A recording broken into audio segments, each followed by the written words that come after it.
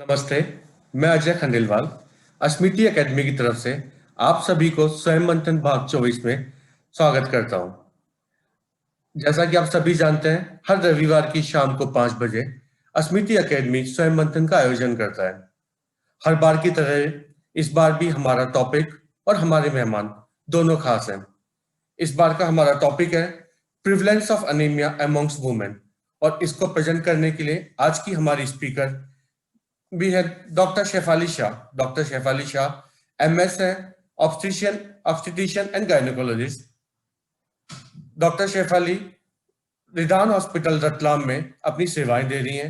रिदान hospital के अलावा doctor Shefali secretary of obstetrician and gynaecologist society Ratlam में भी अपनी सेवाएं दे रही हैं।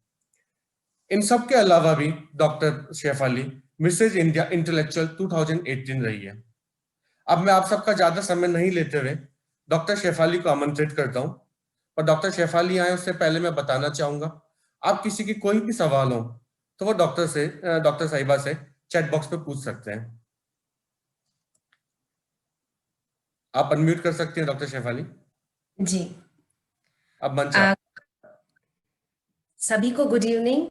और सबसे पहले मैं धन्यवाद देना चाहती हूँ अस्मिति एकेडमी को, अजय जी को, चेतना जी को और समस्त अस्मिति एकेडमी के मेंबर्स को, जिन्होंने आज मुझे ये मौका दिया कि मैं अनीमिया के ऊपर अपने विचार व्यक्त करूं और समाज को थोड़ा बहुत अपनी तरफ से जो सुधार सकती हूँ वो कर सकूं।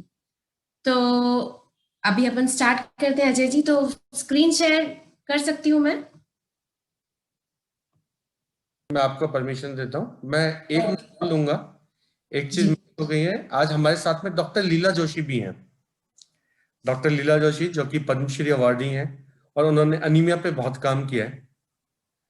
तो वेलकम मैम आपको। लीला जोशी मैम को मैं भी नमस्कार कहना चाहूंगी। और जो मैं आज यहाँ अनीमिया पे प्रेजेंटेशन दे रही हूँ, बस मैं मैडम के पीछे पीछे मैडम के कदमों पर ही चल रही हूँ। मतलब उन्होंने ही रतलाम में हम सभी में ये जागरूकता लाई है कि इस टॉपिक पर हम आगे बढ़े और लोगों की कुछ मदद कर सकें। आप स्क्रीन शेयर कर सकते हैं डॉक्टर जी।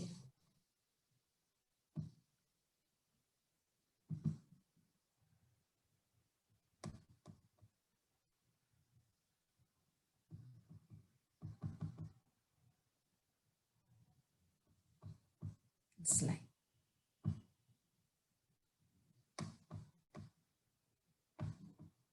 एक मिनट।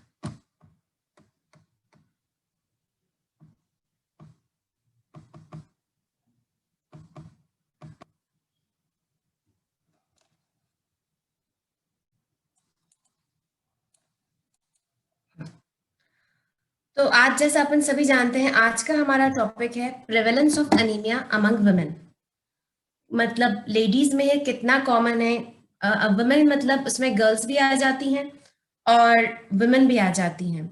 और मेनली आज हम बात करेंगे prevalence of anaemia in reproductive women, because जो रिप्रोडक्टिव एज होती है 14 से 49 ईयर्स जिसे हम कहते हैं, उसमें अनीमिया स्पेशली बहुत ज्यादा कॉमन होता है। और अब हम देखते हैं कि ये क्यों है।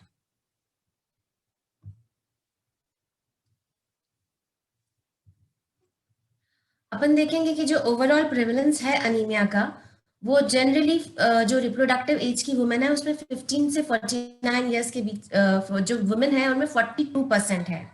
और जैसा कि हमने इसके फ्लायर में देखा था, almost 50% of Indian women suffer from anaemia.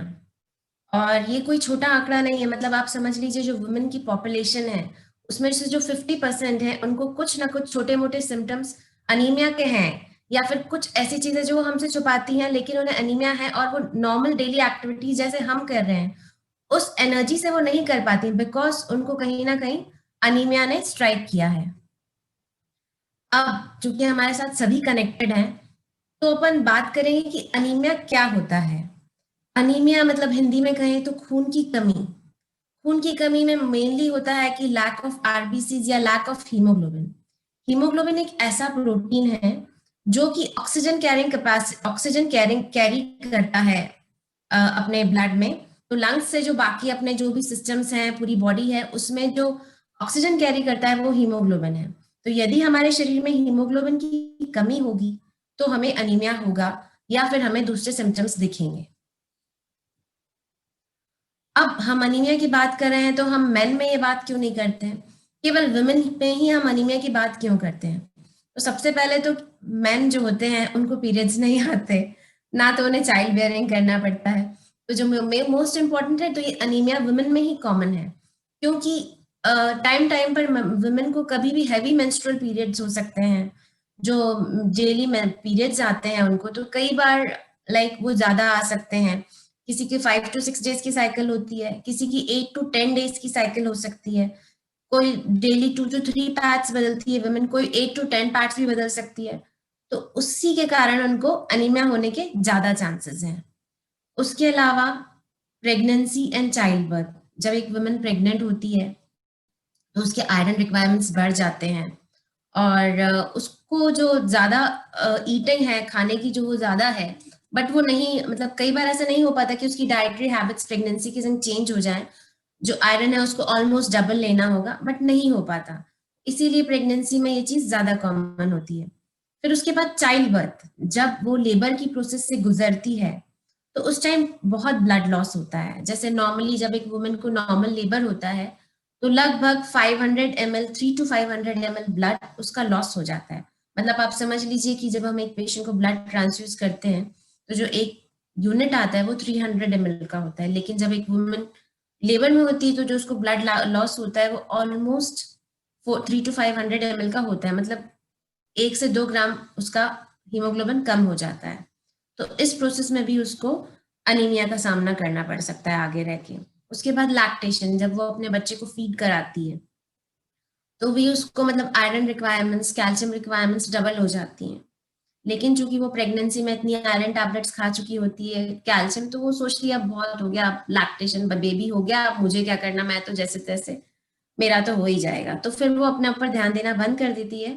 और आपने देखा होगा कि जब वुमेन फीड कराती है तो कुछ तो ओबीस हो जाती है, लेकिन कुछ इतनी दुबली हो जाती हैं डिलीवरी के 8-10 महीने बाद, मतलब बहुत दुबली दिखने लगती है, बिकॉज वो माल नरिश्ड हो जाती है। वो उतना ध्यान नहीं देती हैं कि लैक्टेशन के दौरान भी मुझे आयरन टैबलेट्स लेनी चाहिए। तो इस तरह से लैक्टेशन में भी अनीमिया कॉमन हो जाता है। उसके बाद अडोलेसेंस और पेरीमेनोपॉज, मतलब जब एक लड़की को नए नए पीरियड्स आते हैं तो या उसको भी ध्यान नहीं रहता, और जनरली कई बार इरेगुलर हो जाते हैं, कई बार बहुत ज्यादा आते हैं, तो जिसके कारण बच्चियां अनीमिक हो जाती हैं, और वो लोग शायद थोड़ा डाइट पे भी इतना ध्यान नहीं देती, जंक फूड्स वगैरह। तो उसके चलते भी लड़कियों को मतलब मैरिड लाइफ में कदम रखने से पहले ही कई बार अनीमिया स्ट्राइक कर देता है।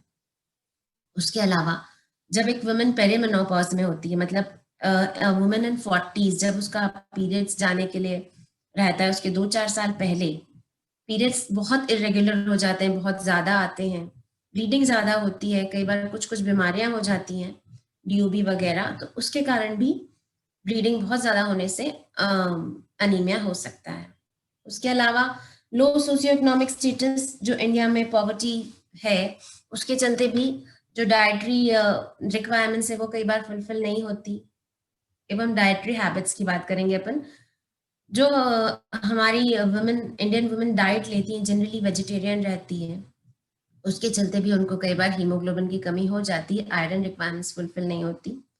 और कई बार हमको लगता है कि मतलब खाना मतलब बस रोटी खाना होता है वुमेन को, और वो बस केवल रोटी खाती है, वो ये नहीं सोचती कि मैंने आयरन नहीं लिया, मैंने फ्रूट्स नहीं लिए, मैंने सब्जी अच्छे से नहीं खाई, बस 2 रोटी खा ली तो हो गया। तो ये डाइटरी हैबिट्स के चलते भी हमारे Indian women are more prone to anaemia. अब हमने बात कर ली कि वुमेन में अनीमिया ज्यादा होता है, तो अभी क्यों होता है, जो इतनी सारी हमने बातें की, उसके बाद क्या होता है शरीर में जिसके कारण वुमेन को अनीमिया हो जाता है या वो परेशान होने लगती है। तो अगर ये सब चीजों का ध्यान जो हमने पहले बताया नहीं ढंग से रखा जाए तो वुमेन को आयरन डेफिशिएंसी हो जाती है, और vitamin B12 and folic acid deficiency जिसके कारण अनीमिया होता है। और कई बार वुमेन सब खाती है और लेकिन उसके बाद भी अब्सॉर्प्शन नहीं होता है, मतलब वो आयरन ले रही है, विटामिन B12 ले रही है, सब कुछ ले रही है, बट उसका अब्सॉर्प्शन नहीं हो रहा है, कहीं पे उसको अंदरूनी प्रॉब्लम है अब्सॉर्प्शन की, जो कि बहुत लेट डायग्नोस होती है, तो उसके कारण भी वुमेन में अनीमिया हो सकता है।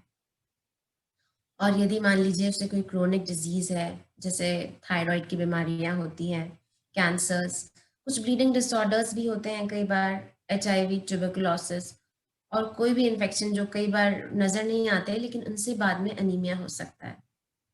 और इसके अलावा माल न्यूट्रिशन, यदि वो अपने डाइट पे ध्यान नहीं देगी उसको अनीमिया होगा, उसको फिर से क्रोनिक डिजीजेस हो सकते हैं। मतलब ये एक साइकिल की तरह है, अगर एक चीज डेवलप हो गई तो दूसरी चीज भी डेवलप होती है। अब मान लीजिए आपने देखा कि कोई वुमन है, उसको आपको लग रहा है अनीमिया, तो अपन कैसे पता लगाएंगे that this is the woman जिसके ऊपर हमें ध्यान देना चाहिए, इसको अनीमिया है या फिर मुझको अनीमिया है, मेरे अंदर क्या सिम्टम्स आएंगे। सबसे पहले नॉर्मल लोग हैं उनसे थोड़ा ज्यादा जल्दी हम थक जाएंगे, सांस लेने में तकलीफ होगी, मतलब हम जो रूटीन काम कर रहे हैं घर के रोजमर्रा के जिसमें एक्सरसाइज नहीं आती, वो करने में भी हम दूसरों से ज्यादा थक जाएंगे। इसके अलावा भूख ना लगना, मतलब एक तो वैसे ही कम खाना, आयरन की कमी होना, उसके ऊपर भूख भी ना लगना, तो ये सब एक विशिष्ट साइकिल बन जाता है जिससे और पेशेंट या वुमेन अनीमिक होती जाती है। इन सब के चलते उसको इरिटेबिलिटी हो सकती, डिप्रेशन, नींद ना आना, ये सब भी अनीमिया के आगे चल के सिम्टम्स हो सकते हैं। अब हम बात करते हैं डाइट की। तो डाइट में क्या क्या चीजें हैं जिसकी हम सलाह लोगों को दे सकते हैं और जिससे वो लोग अपना ध्यान रख सकती हैं। तो सबसे इम्पोर्टेंट है, यदि हम अनीमिया की बात कर रहे हैं, तो आयरन होता है।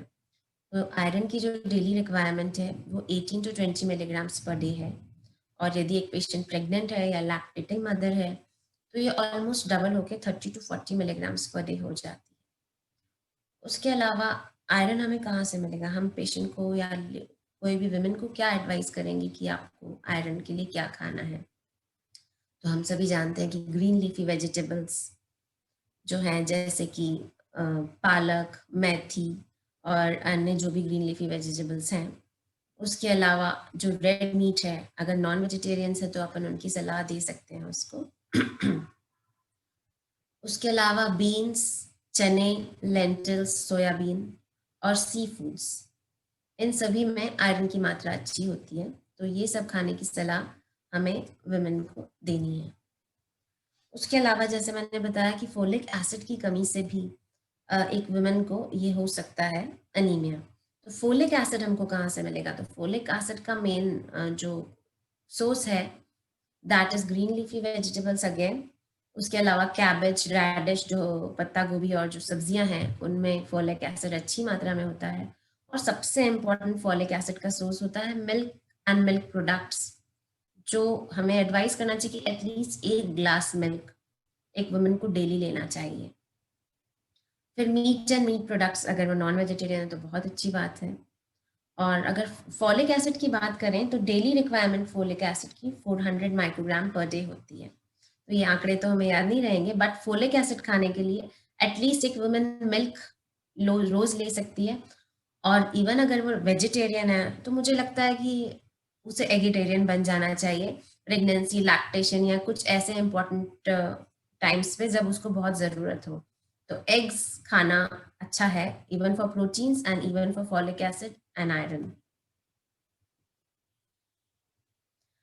अब हम सोसाइटी की बात करें तो सोसाइटी में हम जैसे लोग क्या कर सकते हैं कि अनीमिया ना हो पेशेंट को या नॉर्मल वुमन को।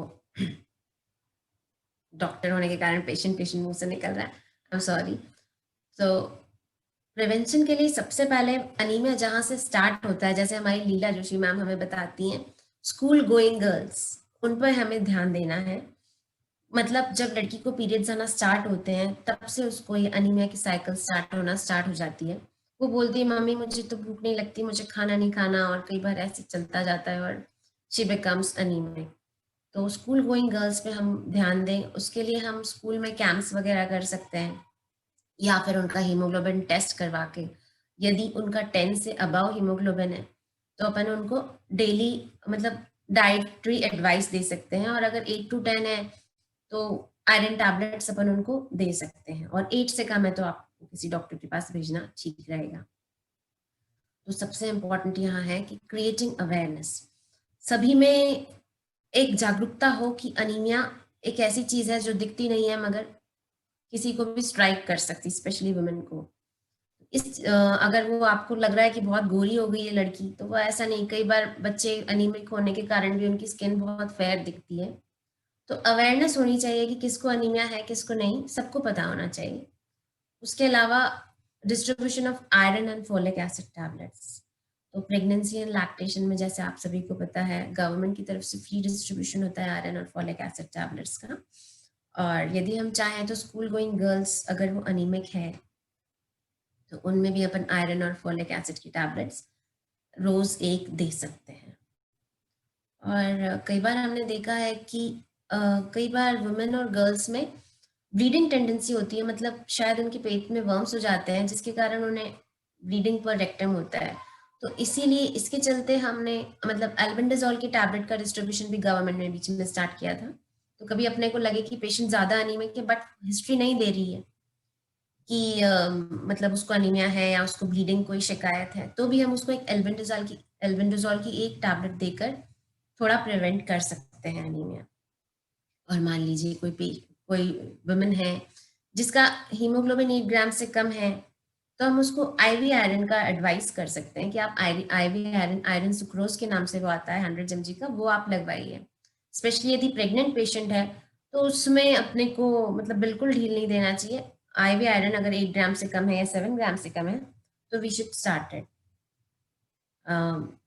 उसके अलावा बैलेंस डाइट, मैंने आपको जैसे पहले भी बताया कि बैलेंस डाइट अगर अपन आयरन अनीमिया की बात कर रहे हैं तो ऐसा ज़रूरी नहीं कि अपन उसको केवल आयरन देंगे, आयरन रिच फूड दे देंगे, फोलिक एसिड रिच फूड दे देंगे, जब तक वो बैलेंस डाइट जिसमें कार्बोहाइड्रेट्स, विटामिन्स, मिनरल्स, प्रोटीन्स सभी कुछ एक बैलेंस वे में होंगे, क्योंकि विटामिन सी भी अब्सॉर्प्शन के लिए इम्पोर्टेंट होता है आयरन के, तभी उसके अनीमिया को अपन प्रिवेंट कर सकते हैं। उसके अलावा education is the most important. अगर आप देखें तो एक वुमेन या एक गर्ल अगर पढ़ी लिखी है तो वो अपनी फैमिली का थोड़ा ज़्यादा अच्छे से ध्यान रखती है, खुद का भी ज़्यादा अच्छे से ध्यान रखती है। और अगर वो खुद ही अनएजुकेटेड है तो वो खुद का भी ध्यान नहीं रख पाएगी, घर का भी ना रख पाएगी। इसलिए education is very important right from the root level. अगर एक लड़की एजुकेटेड है तो आगे चल के वो एक अच्छी सोसाइटी का निर्माण करेगी और खुद भी अपने आप का भी ध्यान रखेगी। तो यही सब। और इसके अलावा समाज में हम कैसे डायग्नोस करें कि इस पेशेंट को अनीमिया है, इस लेडी को नहीं है, तो इसके लिए कैंप लगाना हीमोग्लोबिन एस्टिमेशन के लिए एक अच्छा ऑप्शन है, क्योंकि कई बार कैंप सक्सेसफुल नहीं होते। पेशेंट घर दवाइयाँ ले जाता है फिर घर जाके रख देता है, बट हीमोग्लोबिन एस्टिमेशन की अपन बात करें तो ये जो व्यक्ति है उसको बहुत फायदेमंद रहेगा, बिकॉज इससे उसको फायदा होगा, हमें पता चलेगा कि उसको अनीमिया है तो हम उसको तुरंत रेफर कर सकते हैं, तो अपन उसका बहुत फायदा कर देंगे। तो हीमोग्लोबिन एस्टिमेशन कैंप्स जो है that is very useful for the society. तो इसके अलावा बस हम इसी तरह से समाज का ध्यान रखते रहें, हम अपना काम करें और अवेयरनेस क्रिएट करें ताकि लोग भी अपना ध्यान रख सकें। Thank you very much and happy new year to everybody in advance. Thank you doctor Bhalu, बहुत अच्छे से सबको समझाया। कुछ क्वेश्चंस हैं लोगों जी के, जी स्पेशली क्वेश्चन है चेतना जी का, what care should be taken specially in teenage? Teenagers में चेतना जी, अपने को सबसे अच्छा है कि अगर जो लड़की है उसको नए नए पीरियड्स आ रहे हैं तो उनका एक मेंस्ट्रुअल कैलेंडर बना दें अपन, क्योंकि मेरी भी बेटी अभी 12 इयर्स की है तो she has just started to menstruate. तो एक मेंस्ट्रुअल कैलेंडर बना दें, उसमें देख लेंगे उनको कितने दिन पीरियड्स आ रहे हैं और कितने पैड्स वो बदल रही हैं। उस तरह से हम उनकी मेंस्ट्रुअल हिस्ट्री पे ध्यान दे सकते हैं। और फिर बैलेंस डाइट तो आपको पता ही है, तो बैलेंस डाइट जो करें, उनके डाइट पे ध्यान दें, उनके मेंस्ट्रुअल पीरियड की फ्रीक्वेंसी पे ध्यान दें, और उसके अलावा एक उनको भी समझाएं कि एनीमिया क्या होता है, क्या सिम्टम्स हैं, तो वो भी थोड़ा समझ जाएंगे तो ठीक है। इसके अलावा एक क्वेश्चन है रानू जी का, क्या कि in India where most of us are vegetarian, what should be diet for specially if someone is detected as an anaemic female?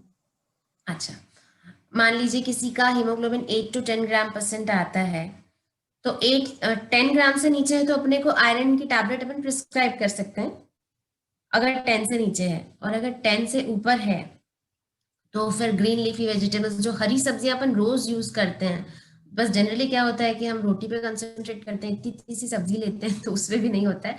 Oil कम करके अपन सब्जियों की मात्रा को ज्यादा करें। और उसके अलावा जैसे हमने बताया, बीन्स, सीरियल्स जो होते हैं हमारा, गेहूं, चना, ये सब, इनमें भी एक अच्छी क्वांटिटी होती है आयरन की। सोयाबीन, इन सब चीजों का अपने को ध्यान रखना है। और मिल्क एंड मिल्क प्रोडक्ट्स, तो ये सब चीजें हमने को डेली रूटीन में शामिल करनी है। ऐसा नहीं कि बहुत मसालेदार सब्जी बना ली और उसमें सब्जी इतनी इतनी सी है, बस मसाला ही मसाला दिख रहा है, तो वो नहीं। मतलब ग्रीन लीफी वेजिटेबल्स है तो they should be in a large quantity. अगर सोयाबीन खा रहे हैं तो ज्यादा। सोयाबीन के लिए हम ये भी कर सकते हैं, जो हम रोज आटा गूंथते हैं उसमें आप सोयाबीन का आटा मिक्स कर दीजिए, तो वो दोनों चीजें साथ होकर के एक न्यूट्रिशियस हो जाता है। तो ऐसे छोटे छोटे अपन चेंजेस कर सकते हैं अपने डाइट में फॉर प्रिवेंशन। एक एक क्वेश्चन और भी है, specially that there is a charm among the ladies to be slim. So does this also affect being anemic? Anaemia, actually अभी तो रिसेंट स्टडीज ये चली हैं कि जो ओबीस वुमेन होती हैं, जो काफी हैवी होती हैं, उनमें भी अनीमिया की जो सिम्टम्स हैं वो ज्यादा आ रहे हैं, अनीमिया ज्यादा हो रहा है। हो सकता है उनमें एब्जॉर्प्शन की प्रॉब्लम होती हो। तो अनीमिया का वैसे तो कोई रिलेशन नहीं है, अनीमिक वुमेन तो जनरली दुबली ही होती है, तो इससे इसका कोई रिलेशन नहीं है। एक बैलेंस डाइट आप खाओगे तो आप अपनी फिटनेस भी मेंटेन कर सकते हो। तो वो फिटनेस तो एक्सरसाइज और डेली रूटीन्स, योगा, इन सब चीजों से ही आती है। एक स्पेशली मेघा जी ने पूछा है, anything you want to specially say about females who are 40 plus? Okay, 40 plus women के पर मैंने कई बार मेरे पेशेंट्स देखे हैं कि जो वो 40 प्लस की लेडीज आती हैं तो वो काफी, मतलब मुझे ऐसा लगता है कि काफी परेशान, डिप्रेस्ड हो गई हैं कि मतलब मेरे ऊपर कोई ध्यान नहीं देता, या फिर मेरे बहुत पीरियड्स, मतलब मुझे हमेशा वो लोग परेशान और डिप्रेस्ड ही लगते हैं कि मुझ पे कोई ध्यान नहीं दे रहा है, या फिर मुझे पीरियड्स ज्यादा आ रहे हैं। उनको अपने ऊपर ध्यान देना है कि मतलब even if you are 40, you have a long way, अभी तो 80 90 100 के होना है। तो अभी आप, तो you are just middle age, तो आपको अपने ऊपर खुद पे ध्यान देना है, तभी आप दूसरों को भी खुश रख पाएंगे। और ये जो पेरीमेनोपॉज वाले मैंने जो सिम्टम्स बताए थे कि अनीमिया ज्यादा हो सकता है, ब्लीडिंग ज्यादा हो सकती है, तो यदि आपको बहुत ब्लीडिंग हो रही है तो आप तुरंत डॉक्टर के पास जाएं, क्योंकि उस एज में ब्लीडिंग होने के कई कारण होते हैं, जैसे डीयूबी या फाइब्रॉइड्स या फिर कोई भी ब्लीडिंग टेंडेंसी। ये सब चीजें जो हैं उस टाइम पे ज्यादा होती हैं ड्यूरिंग द पेरीमेनोपॉजल एज। तो अपने आप को पेरीमेनोपॉज में भी निग्लेक्ट नहीं करिए, you are important to the society. आप तुरंत डॉक्टर के पास जाइए, अपना ट्रीटमेंट लीजिए और खुश रहिए। लीला जोशी मैडम, आप कुछ ऐड करना चाहेंगे? मैं सबसे पहले तो शेफाली को बहुत बहुत बहुत अच्छा बोला शेफाली। Thank you ma'am. मैं ये कहूंगी कि anaemia, there are many hard nuts in anemia eradication. और एक anaemia itself is an hard nuts in the sense कि कोई भी एनीमिक पेशेंट को क्या होता है, अनलेस एंड अनटिल कोई बहुत ब्लीडिंग हो गया, एक्यूट एनीमिया हो गया, उसके अलावा कोई सिम्टम्स नहीं होते, या सिम्टम्स इतने माइल्ड होते हैं कि वो सब एक्लेमेटाइज्ड हो जाते हैं उससे। मुझे बहुत अच्छा याद है, और बार बार हमारे को ये देखने में आता है कि हम स्कूलों में जाते हैं और जो बच्चा बहुत एक्टिव दिखता है, दौड़ धूप करके हमारी सेवा कर रहा है, चाय पिला रहा है, पानी पिला रहा है, वो बहुत एनीमिक भी हो सकता है। इसी तरह के एक लड़के को मैंने जब देखा, उसका फेस, मैंने पास में बुला के उसका हीमोग्लोबिन करवाया तो it was only 4 point something. तो ज्यादातर जो क्रॉनिक एनीमिया के केसेस होते हैं वो ऑब्वियस कोई सिम्टम्स नहीं होता, उसमें शरीर इतना ज्यादा एक्लिमेटाइज्ड हो जाता है कि वो उसको कुछ पता नहीं है। इसलिए मेरी एक सलाह ये रहेगी, इसी तरह एक आंगनवाड़ी ग्रुप में मैं एनीमिया पर ही लेक्चर दे रही थी और ऐसा करना चाहिए, ऐसा करना चाहिए। मैंने कहा चलो सबका हीमोग्लोबिन करवाओ, तो उसमें से ही 50%, 40 to 45% पेशेंट एनीमिक निकली। वो तो एनीमिया पर ही काम कर रही थी। एंटीनेटल एक बहुत अंदर एक गांव में एंटीनेटल क्लिनिक चल रही थी हमारी, तो मैं देख रही थी कि जो लाइन में रजिस्ट्रेशन कराने के लिए महिलाएं खड़ी थी, उनमें से एक महिला मुझे बहुत एनीमिक लगी। मैंने उसको आउट ऑफ टर्न बुला के देखा और she was nearly full term, तो उसका हीमोग्लोबिन 4.8 ग्राम % था। तो इतने ज्यादा अभ्यस्त हो जाते हैं। तो जैसा है शेफाली ने कहा कि हीमोग्लोबिन टेस्ट करवा लेना चाहिए, तभी आप एनीमिया का प्रेजेंस का, एनीमिया का ग्रेडेशन का कि कितना ग्राम है, माइल्ड है, सीवियर है या मॉडरेट है, तभी मालूम पड़ सकता है। अदरवाइज सिम्टम से या मैं तो बिल्कुल ठीक हूँ, मुझे कुछ नहीं है, मैं कहूँगी ये जो ग्रुप वाले भी अपना एनीमिया, अपना हीमोग्लोबिन करवाएं आज, तो इनमें से भी बहुत सारे पेशेंट, बहुत सारे एनीमिक निकल सकते हैं, जिनको कभी विश्वास ही नहीं होगा कि वो एनीमिया भी उनको हो सकता है। तो मुझे ऐसा लगता है कि अवेयरनेस जो आज का ये एनीमिया के ऊपर टॉपिक है, अवेयरनेस। भाई एनीमिया ऐसी चीज होती है कि हो सकता है और हमें मालूम भी नहीं पड़े, हमारी बच्चियों को नहीं मालूम पड़े, तो हीमोग्लोबिन टेस्टिंग करवा लेना चाहिए। एक तो मैं ये बात कहूंगी। दूसरी बात मैं ये कहूंगी कि जैसा हमारा माहौल कुछ इस तरह होता है कि बालिकाएं बहुत ज्यादा एनीमिक हो जाती हैं। कारण तो बहुत, जैसे शेफाली ने बताया, वो है, पर माताओं का जो मेंटल मेकअप है, फिर से मैं एक उदाहरण दूंगी गांव का। मैं हर बच्ची से पूछती हूँ कि तुम क्या खा के आई हो घर से, तो ज्यादातर जवाब देती हैं कुछ नहीं खाया। अच्छा, तो डब्बा लाई होगी? नहीं, हम डब्बा भी नहीं लाए हैं। अच्छा, तो फिर यहाँ पे मिड डे मिलता है, मिड डे मील मिलता है लड़की स्कूलों में, वो खाती हो? बोला हम वो भी नहीं खाते हैं।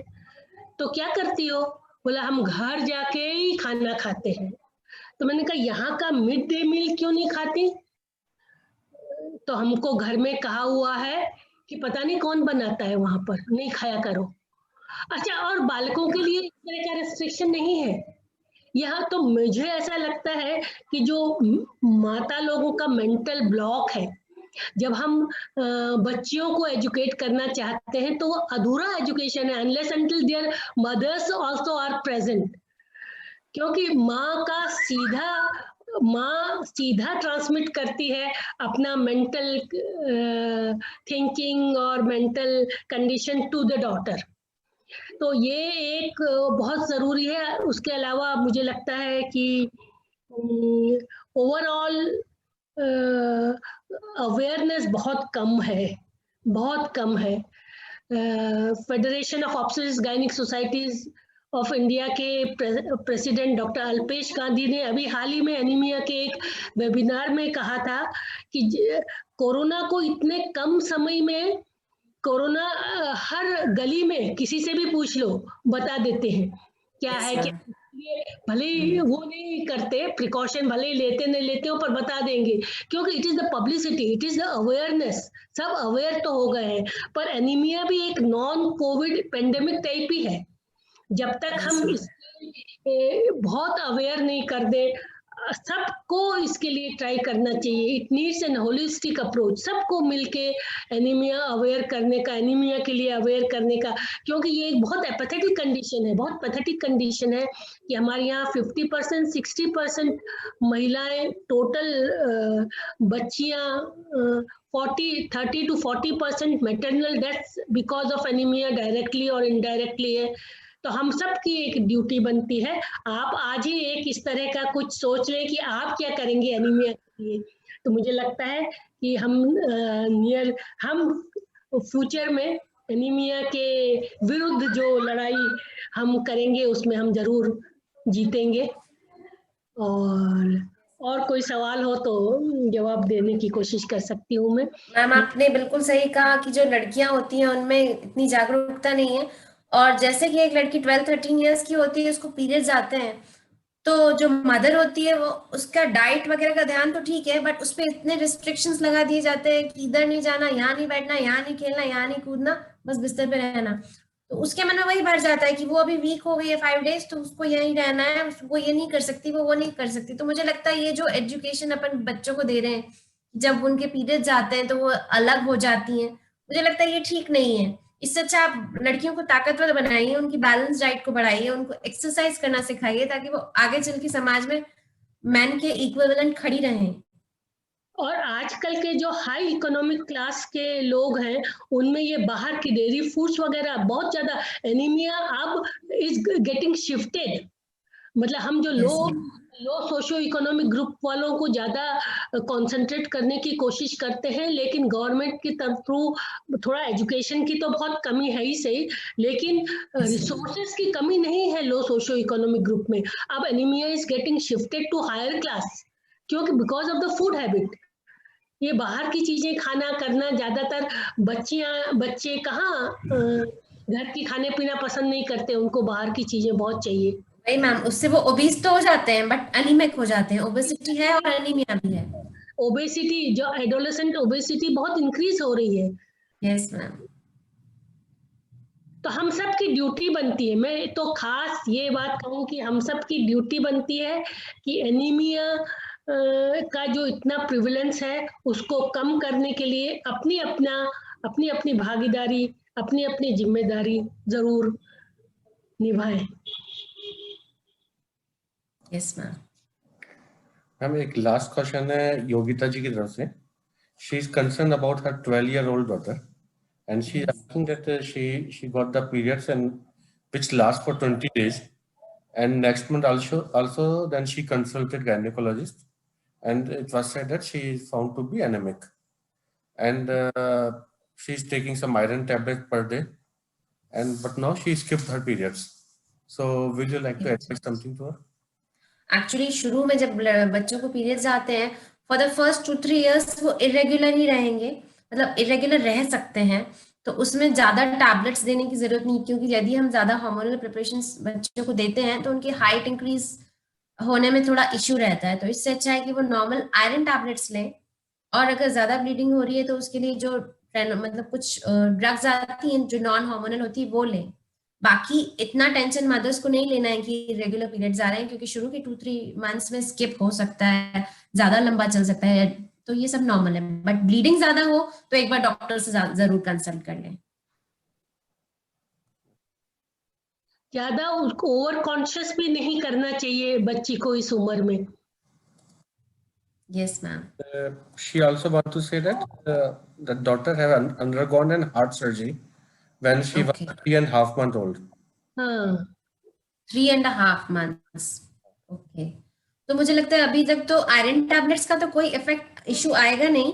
अगर वो आयरन टैबलेट्स ले रही है और उसको पहले हार्ट सर्जरी हो चुकी है तो कोई टेंशन नहीं है। और मैंने देखा है जो हार्ट सर्जरी जिन पेशेंट्स की होती है या जिनको कुछ कॉम्प्रोमाइज होता है, उनका हीमोग्लोबिन लेवल ज्यादा हो जाता है, because oxygen carrying capacity, oxygen carry करने के लिए ज्यादा हीमोग्लोबिन चाहिए, तो उनका हीमोग्लोबिन हाई रहता है अगर उनको कुछ प्रॉब्लम है।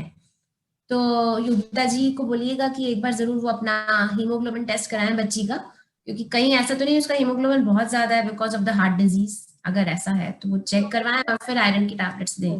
बेटर है डॉक्टर को कंसल्ट जरूर करें, और ये हमारा इसमें डॉक्टर को कंसल्ट करना जरूरी है। Yes ma'am. योगिता जी हैं, मैंने उनको अनम्यूट करने के लिए बोला है, शायद उन्होंने अनम्यूट नहीं किया, but she sent this question to me. Okay, thanks a lot Shefali ma'am and Leela ma'am. Thank you so much, आप सभी से मिलकर बहुत अच्छा लगा, और आगे भी ये सब कंटिन्यू रहे। और आपका ये जो स्वयं मंथन का जो भाग 24 में मैं आई हूँ, मगर पता नहीं कितने ही भाग 23 हो चुके हैं, तो काफी अच्छा कदम है ये सोसाइटी के लिए, बहुत ही अच्छा है। और थैंक यू कि मैं आज आप सभी से जुड़ी। Thank you so much. Thanks a lot आप सभी को। खत्म करने से पहले मैं एक इन्फॉर्मेशन देना चाहूंगा। जैसे कि स्वयं मंथन हुआ है, वैसे ही हमारी स्पेशल सीरीज और भी चलती है। उसी स्पेशल सीरीज में कल एक स्पेशल योगा सेशन है हमारा मॉर्निंग में सुबह 7 बजे, जो कि पवन सर लेंगे, which is specially for the kundalini योग। तो आप सभी से मैं रिक्वेस्ट करूंगा कल मॉर्निंग में सुबह 7 बजे जरूर ज्वाइन कीजिए। और नेक्स्ट वीक जैसा कि आपको पता है फिर से हम स्वयं मंथन और किड्स टीचिंग किड्स या आर्ट पार्टी के लिए आएंगे। तो नेक्स्ट वीक सैटरडे को हमारा आर्ट पार्टी का सेशन है एंड संडे को नेक्स्ट सेशन हमारा स्वयं मंथन का होगा। तो तब तक के लिए thanks a lot to everyone, good bye. Bye bye ma'am.